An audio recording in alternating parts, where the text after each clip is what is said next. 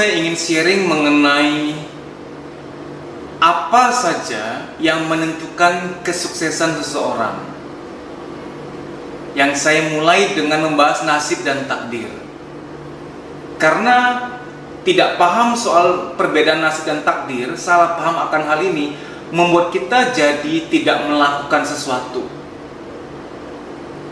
Contoh, ada yang bilang bahwa emang sudah takdirku begini gitu. Emang ditakdirkan tidak bahagia, emang dalam hidup ini aku nggak bahagia, rezekiku ya segitu-gitu aja. Seolah-olah itu takdir, padahal itu nasib. Apa beda takdir dan nasib? Takdir itu sesuatu yang sudah diberikan Tuhan dan tidak boleh diubah. Gender misalkan, laki-laki, perempuan, itu nggak boleh diubah. Walaupun bisa operasi plastik lah, apalah bentuknya gitu. Tetap kalau kau laki-laki dari lahir dan kau laki-laki, kau perempuan ya perempuan. Mengubah gender itu melawan Tuhan. Karena emang takdir nggak boleh diubah. Apalagi misalkan lahir dari orang tua seperti apa, itu kan kita nggak bisa pilih. Kenapa sih ibuku begitu, kenapa ayahku begitu, sampai dikasih begitu, ada tujuannya. Itu sudah takdir kita. Warna kulit, ya. Maka saya nggak suka ada iklan-iklan yang pemutih kulit. Berarti kita kayak mau berkata pada Tuhan, aku nggak suka dengan pemberianmu ya Tuhan. Membersihkan boleh, tapi memutihkan kan nggak boleh dong. Sampai dikasih warna sawo matang kulitnya, dikasih kulitnya warna putih atau kemerah-merahan atau coklat, itu kan sudah dari Tuhan. Lalu soal wajah, operasi hidung misalkan, hidung kita letuknya seperti ini sudah dari Tuhan, sudah takdir. Nggak usah pakai malu, nggak usah ditolak, nggak usah diubah, itu takdir tuh. Lalu soal hal lain, misalkan rezeki dan kebahagiaan, itu takdir bukan? Itu nasib. Nasib itu bisa diubah. Ya, nasib suatu kaum itu berubah karena dia melakukan perubahan. Tuhan aja nggak mengubah nasib suatu kaum bila kaum itu tidak berubah apa-apa pada diri mereka. Jadi kita kalau mau berubah dalam banyak bersyukur, banyak bekerja, banyak berpikir baik, banyak memaafkan. Itu kan semua bagian kita. Jadi begini, ada takdir, ada nasib. Takdir itu hanya bisa diterima. Nasib itu bisa diubah. Rezeki dan kebahagiaan itu nasib. Jadi kalau kalimatnya begini, ya emang takdirku lah untuk tidak bahagia. Itu salah tuh, salah ngomong tuh. Karena bahagia nggak masuk koridor takdir. Atau dia ngomong, ya emang hidupku ya rezekiku ya gini-gini aja, emang sudah takdir dari Tuhan. Wah, salah, lebih salah lagi. Rezeki itu bisa diusahakan, diikhtiarkan. Itu area nasib. Buktinya kalau Anda kerja lebih keras ya rezeki lebih banyak dong. Kalau malas ya rezekinya sedikit dong. Berarti rezeki bukan takdir. Bisa diubah rezeki itu, bisa diusahakan. Kebahagiaan juga. Jangan pernah bilang bahwa aku emang ditakdirkan tidak bahagia. Wah, salah. Anda banyak bersyukur, banyak-banyak tersenyum, banyak-banyak nolong orang, banyak-banyak merenung tentang hidup ini, banyak-banyak berdoa, kan jadi bahagia. Ketika menghampiri orang-orang yang patut kita tolong, kita bantu, kita ringankan bebannya, untuk menolong orang lain, untuk meringankan beban orang lain, kok rasanya bahagia ya, terharu. Berarti bahagia bisa diperoleh dong, bisa diusahakan dong. Contoh deh, orang banyak nggak bahagia karena nggak bersyukur, kok udah dapat sesuatu masih masa kurang. Kalau dia nggak bahagia, jangan bilang itu karena Tuhan bikin dia nggak bahagia dong. Dia sendiri yang nggak mau bersyukur atas hal sederhana. Ini penting kita sadari bahwa kalau nggak ngerti mendalam, kita akan salah paham sama Tuhan. Contoh ya, ada orang tua yang suka marah-marah ke anak, sehingga anaknya itu jadi minder. Dia tumbuh jadi orang yang nggak percaya diri gitu ya.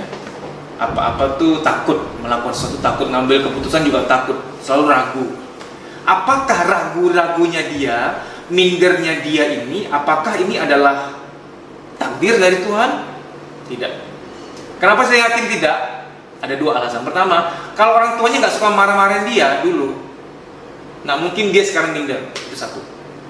Karena orang tua marah-marahin anak kan keputusan, bukan takdir dari Tuhan. Anda jangan pernah bilang, aku marahin anakku itu keputusan Tuhan. Loh, salah loh. Yang kedua, dia minder nih, dia nggak percaya diri. Dia kalau dibawa untuk diterapi psikologis, mindernya akan hilang. Maka saya berani bilang itu bukan takdir. Karena kalau takdir, di terapi nggak hilang gitu. Nggak akan bisa hilang. Segala bentuk minder, ketakutan berlebihan, kecemasan berlebihan, tidak percaya orang, ragu ngambil keputusan, semua rasa-rasa yang negatif, percayalah itu bukan dari Tuhan asalnya. Itu adalah hal-hal psikologis yang bisa dibuang. Itu adalah koridor nasib. Yang kamu diusahakan dibuang akan terbuang. Kalau nggak dibuang ya selamanya begitu. Kenapa saya cerita begini? Saya nggak mau ada orang salah paham ya sama Tuhan ya. Nanti usia 50, 60 baru ngomongnya begini sama Tuhan. Tuhan, kok Tuhan nggak adil ya? Kenapa aku tuh selama ini minder, nggak pernah berani ketemu orang tuh, apa aku hidup? Kenapa rezekiku segini-gini aja? Mulai salah paham sama Tuhan. Padahal dia begitu karena ada luka batin yang belum kelar. Harusnya dia cari pertolongan, menyembuhkan luka batin. Karena selalu ya, rezeki itu berhubungan erat dengan sikap hati kita loh. Orang yang minder sama orang yang pede tentu saja rezekinya beda dong. Orang yang sabar, orang yang percaya diri, orang yang semangat tentu rezekinya lebih baik. Karena kondisi hati berkaitan dengan rezeki. Satu lagi selagi saya ingat. Ada anak perempuan, waktu kecil kalau mamanya marah selalu ngomongnya begini, kamu tuh, tahu gak sih kamu tuh, mama tuh pengen kamu laki-laki, perempuan lagi. Dia anak ketiga, kakak-kakaknya perempuan, dia perempuan lagi, karena orang tua kan mengharapkan dia laki-laki. Jadi kalau marah selalu ngomongnya gitu tuh, kami tuh mengharapnya kamu tuh laki-laki, perempuan lagi lahirnya. Nggak boleh loh. Dan dia jadi orang yang tomboy, karena dia merasa kalau aku maskulin nih mungkin aku akan diterima gitu. Aku pengen jadi laki-laki aja. Dan jangan pernah bilang bahwa tomboynya dia itu takdir. Salah banget. Dia bisa tomboy, memilih untuk lebih nyaman jadi maskulin karena ada penolakan terhadap feminitasnya oleh orang tuanya. Dia nggak nyaman jadi feminin. Saya ingin tegaskan bahwa semua persoalan psikologi itu bukan dari Tuhan. Karena kita belum ikhlaskan sesuatu, kita mengalami suatu perasaan tertentu, nah itu yang membuat menghalangi kebahagiaan kita. Kalau ditanya, setiap orang itu keberuntungannya sama nggak sih? Setiap orang tuh keberuntungannya sama nggak? Hak untuk beruntung hidup, hak untuk bahagia itu sama haknya. Tapi kenyataannya ada orang yang belum beruntung, belum bahagia. Kenapa? Itu bukan karena Tuhan loh. Hak dia untuk bahagia sama dengan orang-orang lain. Hak untuk bahagia, untuk hidup beruntung. Tapi ada orang yang kurang bahagia, kurang beruntung. Kenapa? Karena ada luka yang belum kelar. Karena ada label-label negatif yang belum dibuang. Wahai orang tua, kalau marah sama anak jangan semena-mena. Karena gini loh, sekali kau ngomong sesuatu yang melabel dia, mensugesti dia, itu dia bawa seumur hidup. Sampai nanti rezeki dia terganggu, keluarga dia nggak harmonis, itu bukan takdir dari Tuhan, itu karena kita yang nggak bisa menjaga mulut. Maka saya sering katakan, wahai orang tua, lisanmu adalah rezeki anakmu. Lisanmu itu rezeki anakmu. Kalau kau ngomong baik pada anakmu, menyatakan kasih sayang, menyatakan keberhargaan diri, anakmu juga akan mengalami rezeki yang baik dalam hidupnya, karena dia bahagia. Anak itu harus tumbuh dengan bahagia. Satu contoh lagi, supaya kita ngerti beda takdir sama nasib ya, supaya kita jangan, udahlah emang gini-gini aja rezekiku. Wah salah itu, karena kalau sampai nanti rezekinya gitu-gitu aja karena engkau tidak berusaha, karena engkau sudah salah paham. Rezeki itu takdir, padahal rezeki itu nasib, bisa diubah, bisa kita upayakan. Ini contoh ya, kisahnya emang kayaknya lucu tapi memang harus kita bahas gitu. Ada seorang bapak, dia tuh pergi ke peramal ya kan. Meramalnya basisnya shio. Shio ada tahu ya, seperti ada apa itu yang binatang-binatang itu ya. Nah bapak ini dikatakan oleh peramalnya, hati-hati ya, sionya kamu ini harus jauh-jauhin air. Jangan deket-deket sama air karena bisa Kisah kutip aja belak-belakan, akan kecelakaan di air, akan kenapa-napa di air. Seusai dari peramal, bapak ini menjadi takut sama air. Mungkin maksudnya peramal itu hindari moda-moda transportasi air seperti kapal, pesawat, dan lain sebagainya. Tapi yang terjadi adalah jadi nggak mau minum juga, jarang minum. Mandi juga dia jarangin, bayangin. Nah, sekarang saya mau tanya, bapak ini sampai fobia sama air, dia takut banget sama air, itu takdir dari Tuhan bukan? Saya ulangi, apakah takdir Tuhan bahwa bapak ini jadi takut air?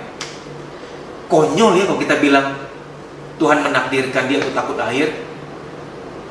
Soalnya kalau dia nggak ke peramal, nggak akan begitu, karena itu tersugesti. Selain itu, kalau bapak ini diterapi, dibuang label negatifnya, fobia airnya akan sembuh. Karena saya kembali tegaskan bahwa takdir nggak bisa diubah. Tapi kalau dengan sesuatu diterapi, didoakan, bisa berubah, itu adalah koridor nasib yang bisa diperjuangkan. Orang berdagang, si pedagang ini mudah marah sama konsumen. Kalau akhirnya dagangannya sepi, jangan bilang, sudah takdirnya Tuhan, rezekiku ya begini memang. Oh, nggak bisa dong, masa sama pelanggan marah-marah gitu. Nah, jadi rezeki kita dipengaruhi oleh usaha kita dan tentu dengan berdoa. Lalu ada yang bilang, kan rezeki udah ada yang ngatur, Pak. Tuhan yang ngatur kan rezeki itu. Iya, rezeki Tuhan yang ngatur, kan Tuhan nggak antar. Nah, ini jangan salah paham. Tuhan ngatur rezeki, tapi Tuhan nggak nganter. Kita harus jemput. Karena ada orang yang saking percaya bahwa Tuhan yang ngatur rezeki, sampai-sampai dia nggak mau berusaha. Boleh percaya Tuhan ngatur rezeki. Saya percaya rezeki saya pun Tuhan yang atur, tapi saya jemput dong. Saya jemput dong. Saya bikin training, bikin seminar. Saya cuma tetapin tanggal sekian ada training di kota ini. Lalu saya berdiam diri aja. Tiba-tiba di hari H ada orang pada berdatangan. Kan lucu. Saya kan harus promosi gitu, harus broadcast, pasang di sosial media, pasang di iklan media massa. Tuhan ngatur, Tuhan akan ngatur orang-orang untuk datang, tapi saya harus berusaha dong, bekerja dong, kan begitu. Nah, ujung-ujungnya supaya kita paham bahwa apa yang harus kita lakukan, karena itu area nasib. Jangan sampai kita pasrah, padahal kita bisa usahakan. Sekarang soal kesehatan. Kesehatan itu takdir atau nasib? Nah, ada orang sakit nih. Gara-gara apa coba? Dia sakit. Penyebab penyakit banyak ya. Orang bisa sakit karena keturunan ya, faktor biologis. Orang bisa sakit karena gaya hidup, salah makan, kurang olahraga, kurang tidur, alkohol, dan lain sebagainya. Ada orang sakit karena stres, luka batin, sehingga dampaknya ke badan, psikosomatik. Ada orang sakit karena faktor X, entah kena guna-guna, dan lain sebagainya gitu. Nah, kalau faktor pertama, sakit karena keturunan, ya itu kan genetik, ya anggaplah takdir. Artinya orang tuaku diabetes, aku ada potensi diabetes. Tapi kalau kamu bisa jaga makan, nggak akan kena. Mamaku diabetes, ya, punya historis begitu. Bibi-bibiku semua diabetes. Itu bisa nurun ke kami. Tapi aku jaga makan, udah nggak makan yang manis-manis, karbo kurang-kurangin. Malah saya sudah setahun lebih tidak makan nasi putih sama sekali. Karena kata dokterku nasi putih itu gulanya banyak, glukosanya. Maka saya udah gak makan nasi putih. Jadi bahwa secara genetika ada keturunan diabetes, tapi aku tetap berusaha supaya tidak terjadi, kan baru potensi. Ya. Nah, lalu soal yang kedua, misalkan jaga makan. Jangan makan sembarangan. Jadi kalau ada orang sakit karena dia salah makan, apakah salah Tuhan? Oh, emang sudah takdirku aku sakit mah. Padahal mahnya ini karena apa? Makan campurannya itu kombinasinya nggak bagus gitu, atau telat makan. Itu bukan takdir dong, ya kan? Yang ketiga, ada orang sakit karena misalkan dia itu ada luka batin, ada stres sehingga membawa dampak ke badan. Andai kata dia pemaaf, andai kata dia ikhlas, andai kata dia merelakan, dia kan nggak sakit. Ada orang sakit juga katanya karena diguna-guna. Kalau dia cukup baik sama orang, suka sayang sama orang, menjaga hubungan juga kan nggak mungkin begitu. Sorry, saya nggak mau menggurui, saya hanya ingin memberitahu bahwa ada loh hal-hal yang sifatnya itu adalah sebenarnya nasib, bisa diubah, tapi kita sudah anggap takdir gitu. Contoh ya, saya sakit pinggang nih misalkan. Apakah dengan dibiarkan saja, udah takdir Tuhan lah aku sakit pinggang. Padahal dengan berdoa, dengan pergi fisioterapi, dengan dipijit dengan teknik tertentu bisa sembuh. Masa saya membiarkan saja? Bahwa sakit pinggangku akan sembuh adalah nasib yang bisa aku upayakan.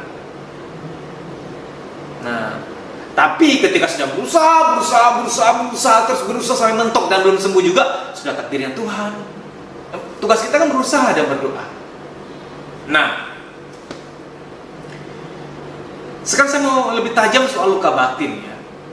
Kalau ada seorang luka batin belum mengikhlaskan sesuatu, terus gagal luka batin itu dia menjadi suka marah, mudah tersinggung, kerja jadi malas, sering pelupa, ada gangguan tidur, ada sakit mah, kurang kreatif, nggak sekreatif dulu, lalu rezekinya terganggu, berarti luka batin mengganggu rezeki. Lalu jangan pernah bilang, kok Tuhan ngasih aku rezeki gini-gini aja sih bulan-bulan ini, padahal itu kan ada luka batin belum kelar. Karena saya selalu mempercayai bahwa hatimu rezekimu, kalau hatimu lega, rezekimu juga akan lega. Karena antara hati dengan alam rezeki itu ada hubungannya. Maka di training-training yang saya adakan selalu ada terapi luka batin. Ini kan ceramah nih, tapi di training saya nggak pernah ceramah, terapi terus, terapi. Ada banyak sesi terapi. Keluar dari training itu lega, plong gitu. Nah, sekarang saya ingin memberikan kesimpulan dulu ya.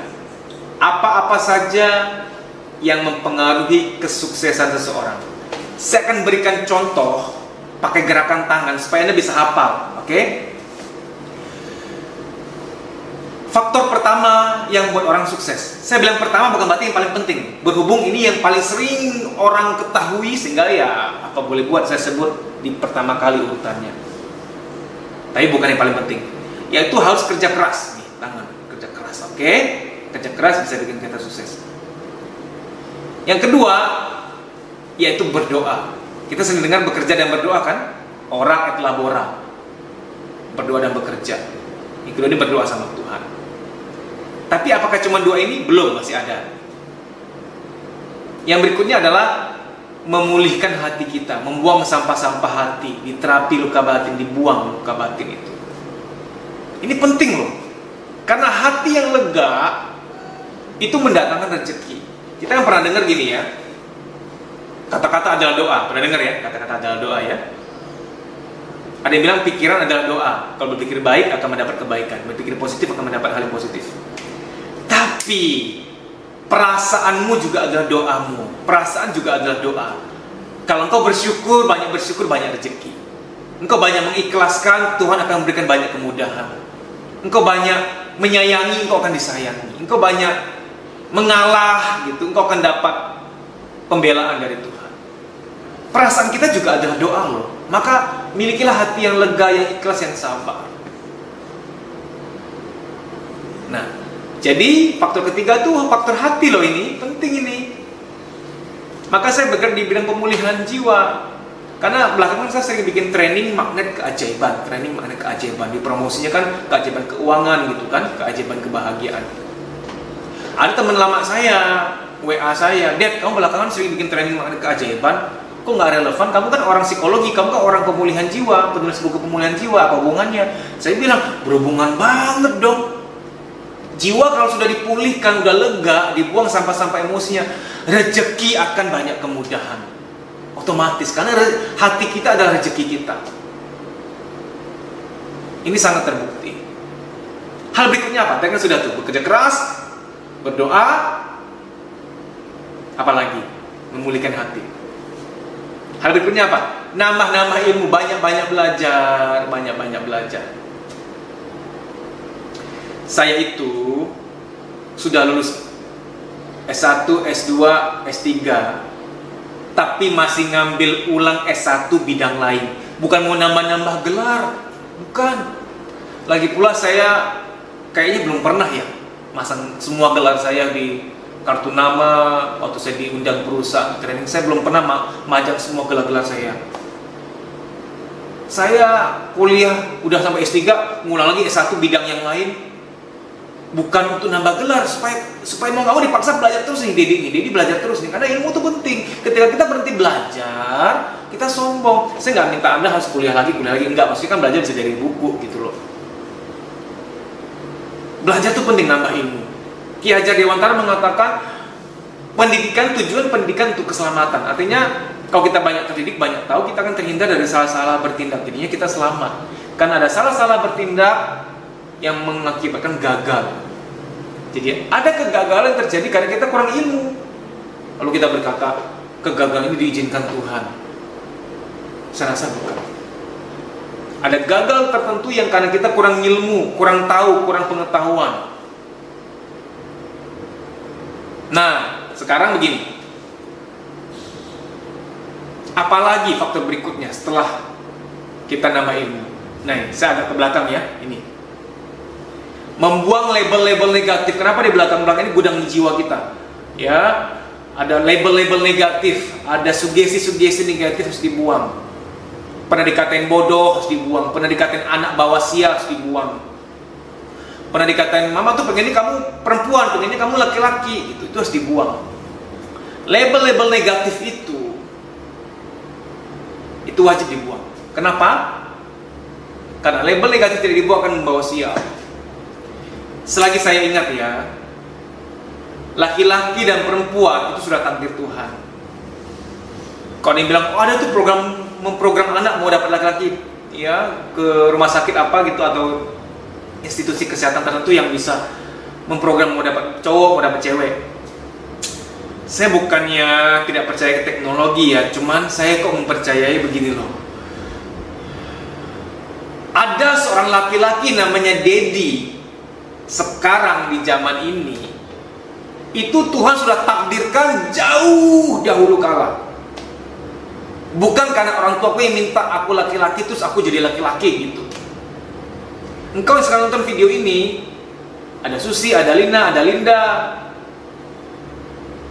Engkau perempuan yang nonton video ini, sampai ada seorang Lina, wanita, engkau sedang menonton, engkau seorang Susi, seorang wanita. Itu bukan mau orang tuamu. Bahkan Tuhan sudah takdirkan jauh dahulu kala bahwa akan ada seorang wanita namanya Susi, seorang wanita namanya Linda gitu, akan ada gitu. Dan demikian pula Dedi, akan ada seorang laki-laki namanya Dedi, hidup pada usia sekian sampai usia sekian, tahun sekian sampai tahun sekian. Itu udah takdir Tuhan. Kenapa saya memberitakan ini? Supaya gini, jangan sampai ini, karena pernah terjadi, ada training nih, saya bikin kan, ada ibu-ibu datang tuh ke depan, Pak doain ya Pak, ini semoga ini anak laki-laki. Saya langsung ngomong loh, Bu jangan Bu, saya bukan minta laki-laki, kalau ternyata dia perempuan dia tertolak loh Bu. Jangan pikir dalam kandungan janin nggak bisa merasakan loh Bu. Jangankan hamil tua ya Bu ya, ibu hamil 2 minggu pun itu udah takdir dia tuh cowok atau cewek itu emang udah ada, udah jelas gitu. Ada yang bilang, oh masih bisa berubah Pak. Salah. Kromosom cowok, kromosom cewek itu sudah terbentuk pada masa konsepsi, nggak bisa diubah. Tapi kok aneh ya Pak ya, tetanggaku tuh dulu waktu dia USG tuh dia cek kan, itu perempuan, pas lahirnya laki-laki. Sorry ya, saya agak jorok atau apa, cuma kasih tahu. Itu karena, mohon maaf, alat kelamin cowoknya itu nggak nongol waktu difoto, sembunyi gitu. Ketika udah lahir baru keluar, jadi waktu difoto sembunyi, dipikir perempuan. Jadi mohon maaf, di masa konsepsi pun sudah takdir bahwa dia itu cowok atau cewek. Kenapa kok larinya kesini lagi sih gini? Kadang saya bicara labeling. Salah satu labeling adalah dalam kandungan, misalkan ibu pernah salah ngomong. Dia curhat sama tetangga, lagi hamil nih. Iya, cowok lagi nih. Padahal pengennya perempuan papanya. Itu masuk jadi label. Itu masuk ke alam kandungan. Bahaya loh, itu harus dibuang. Nah, ngebuangnya memang harus ikut training. Saya minta pada ada waktu ikut training kami deh, Magnet Keajaiban. Ada sesi membuang label-label negatif itu. Ya, nanti bisa lihat di pemulihanjiwa.com atau di Instagram saya, nanti di lainnya ada Instagram saya, itu saya selalu umumkan di kota mana, tanggal berapa gitu ya, untuk membuang label-label negatif. Apalagi setelah membuang label negatif, kita harus mohon doa restu banyak orang. Nah, doa restu itu penting. Kita pikir bodoh ya, kenapa orang baik itu hidupnya beruntung? Karena banyak orang mendoakan dia, banyak orang ngedoain dia, banyak doa restu tertuju kepada dia. Doa restu itu kekuatannya penting. Maka di training saya ada sesi agak unik sekali. Ada sesi Anda akan maju ke depan panggung, simbolis saja. Orang-orang yang gak kenal Anda itu, ratusan orang akan memberikan doa restu kepadamu. Tujuan saya itu supaya engkau keluar training, engkau mengantongi banyak doa restu, supaya hidup beruntung. Doa restu itu sangat besar sekali. Kekuatan doa itu sangat penting ya, baik kita berdoa sendiri maupun doa orang lain untuk kita. Jadi maksud saya begini ya, kalau ada orang yang, karena waktu saya sering bikin training Magnet Keajaiban kan, saya sering ngomong soal doa restu banyak orang, soal berdoa kepada Tuhan gitu ya. Ada seseorang nih ngomong, Pak, saya punya teman, dia tuh sering lihat Anda gitu di YouTube, sering tahu bahwa Anda punya training tentang kekuatan doa, kekuatan jiwa gitu ya, training Magnet Keajaiban. Dia ngomong ke saya begini, saya bukan orang yang taat berdoa, bukan orang yang taat agama, saya beruntung-beruntung aja tuh, sukses-sukses aja tuh. Memang sih bercanda sih, ya beliau mengatakan dia ngomong itu bercanda. Tapi saya ingin jelaskan kepada Anda ya, kalau Anda bisa kaya, bisa beruntung, tapi Anda merasa aku gak taat berdoa, jarang minta doa restu banyak orang, tapi aku beruntung-beruntung aja, tunggu dulu. Itu pasti ada doa seseorang. Mungkin pasanganmu berdoa buat engkau gitu. Mungkin anakmu yang berdoa. Kalau kau buka perusahaan, aku owner perusahaan, omsetku tinggi-tinggi aja. Waktu lagi krisis ekonomi, orang lagi ketar-ketir, aku oke-oke aja, omsetku bagus-bagus aja.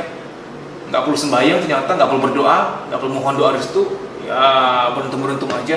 Tunggu dulu, jangan-jangan ada sales, ada karyawanmu. Misalkan ada seorang salesmu yang setiap hari dia berdoa, Tuhan, aku ingin jualan hari ini, produk perusahaanku. Semoga laku ya Tuhan, kirimkan banyak pembeli, agar orang-orang di mana aku presentasi mereka mau beli, karena komisinya, rezekinya aku mau pakai untuk biaya berobat ibuku. Ya Tuhan jawab dong. Tuhan jawab, dia kau jualan lancar, omset tinggi, lalu omset perusahaan membaik, lalu ownernya kepedean, aku hoki-hoki aja, bukan karena kamu, sorry, itu kan ada doa karyawanmu loh. Jadi doa itu penting. Jangan pernah berkata, aku nggak berdoa, aku kaya-kaya aja, sukses-sukses aja. Aduh, jangan ngomong gitu, please. Paling tidak, kalau bukan karena doa, paling tidak itu karena kebaikan orang tuamu. Orang tuamu dulu orangnya baik, suka nolong orang, banyak beribadah, taat sama Tuhan, banyak meringankan beban orang lain. Saking banyaknya meringankan beban orang lain, itu deposito kebaikannya masih besar, sehingga turun ke anak cucumu termasuk kamu. Jadi saya ingin beritahu bahwa nggak ada doa yang sia-sia, nggak ada kebaikan yang sia-sia. Nah, jadi penting sekali untuk kita bisa memohon doa restu orang, karena doa restu itu penting. Apalagi faktor berikutnya, tadi sudah tersebut sebenarnya. Kita harus begini nih, ini apa nih? Ini gerakan apa nih? Kita memberi, kita menabur, menolong. Menolong nggak cuma soal duit loh ya. Memberi perhatian, memberi waktu, memberi semangat. Kita memberi, menabur, nanti akan menuai. Kalau ada orang belakangan merasa bahwa aku kok kurang beruntung hidupku belakangan ini, jangan-jangan sudah kurang menolong, kurang memberi, ya. Nah, apa aspek berikutnya? Kita harus menghormati orang tua kita. menghormati orang tua kita. Makanya di training saya itu ada sesi yang unik banget, yang saya rasa nggak ada di tempat lain ya. Saya nanti di training ngomongnya begini. Bapak ibu yang orang tuanya sudah meninggal, entah salah satu atau dua-duanya, saya mohon kita semua, karena mama saya sudah meninggal juga, kita berdiri di tempat masing-masing. Nanti kita akan serukan, "Mama, Papa, ampuni aku," di depan banyak saksi. Karena yang orang tuanya masih lengkap kan tetap duduk tuh di kursi itu. Hanya orang tua yang sudah meninggal, salah satu atau dua-duanya yang berdiri. Kita akan sama-sama katakan, "Mama, Papa," berseru, menyampaikan permohonan maaf kepada orang tua. Kok mohon maaf sama orang tua yang sudah meninggal? Begini, walaupun beliau sudah meninggal, kalau kita minta maaf sama beliau di depan banyak saksi, keyakinan saya, Tuhan akan menyampaikan permohonan maaf itu kepada beliau. Minta maaf sama orang tua yang sudah meninggal bisa di rumah nggak, berdoa aja? Bisa. Tapi saya meyakini ketika ada saksi lebih klop. Ada saksinya.